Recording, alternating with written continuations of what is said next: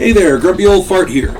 Due to YouTube's changing quote-unquote community standards, I created a channel called Grumpy Old Fart over on Rumble, a free speech alternative to YouTube. You can see all of my stuff over there, including my political and social commentary, as well as my current events videos. The links to my YouTube and Rumble channels, as well as links to let you order my books, are in the description of this video. If you enjoy my content, please like, share, subscribe, and comment. I welcome your comments, even if you disagree with me.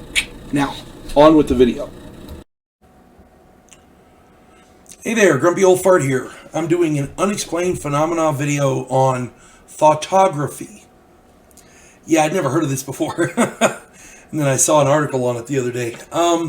Actually, I was watching a video, I think, and it mentioned it. So I looked it up, and it's an actual real thing. So here we go. I've done videos on psychic abilities and on superhumans. Go and find those videos and check them out. Thoughtography is also called projected thermography, nenography, nensha, and psychic photography, depending on where in the world you're discussing it. This is the ability to imprint images from one's own mind onto surfaces, most commonly photographic film. The term thoughtography was coined in 1913.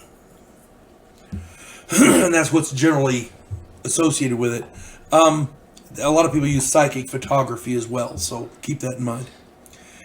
In the early 1900s, approximately 1910, let me get his name right here, Tomokichi Fukurai, F-U-K-U-R-A-I, Fukurai. He's an assistant professor of psychology at Tokyo University. I hope I said his name right. He published results of experiments with Chizuko Mifune and others who could telepathically imprint images on photoplates, which he called nensha. Not ninja, nensha, N-E-N-S-H-A.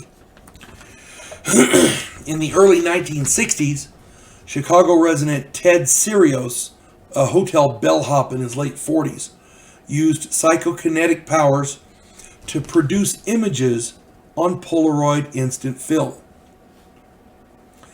Denver-based psychiatrist Jewel Eisenbud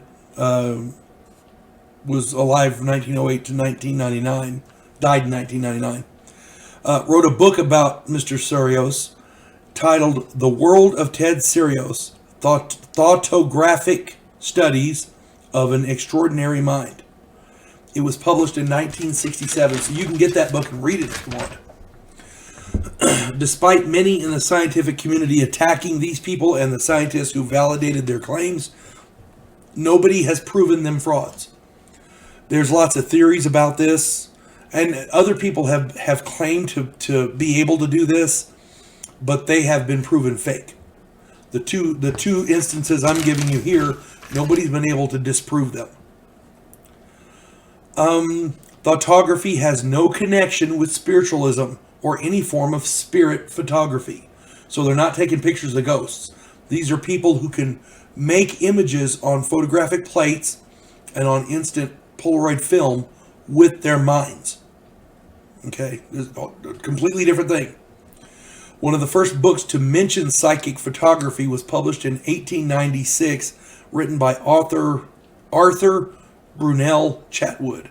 And I did not write down the name of the book, darn it. Sorry.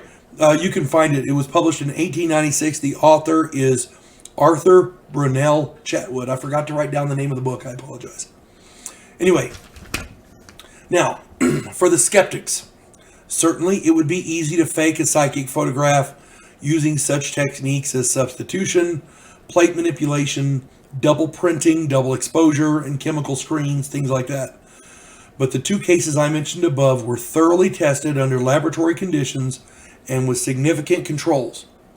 The scientists who attacked them could not disprove their abilities. All they could do was hurl insults and accusations. They had no proof that these people were faking.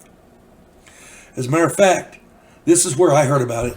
Ted Sirios was used as the basis for an episode of The X-Files. When they did The X-Files, if you're familiar with that, I did a TV series review on that. Great series. I wasn't a fan. I was a fanatic. I watched every episode. Whenever they did the plots for the different stories, they wanted them to be grounded in truth. So they had a basis in fact, even though the stories were fantastical. They had a basis in fact. Ted Serios was used as the basis for an episode of one of these programs. Excuse me. When we discount what we think is impossible, we eliminate any possibility of growth. Imagination is a necessity for growth and for learning. Don't discount anything out of ignorance. That's my advice to you skeptics. Now, I'm not saying a healthy dose of skepticism is a bad thing, because it's not. You have to take a stand somewhere, or you fall for anything. But have an open mind, because you never know what's possible. You folks have a good day now. God bless one and all.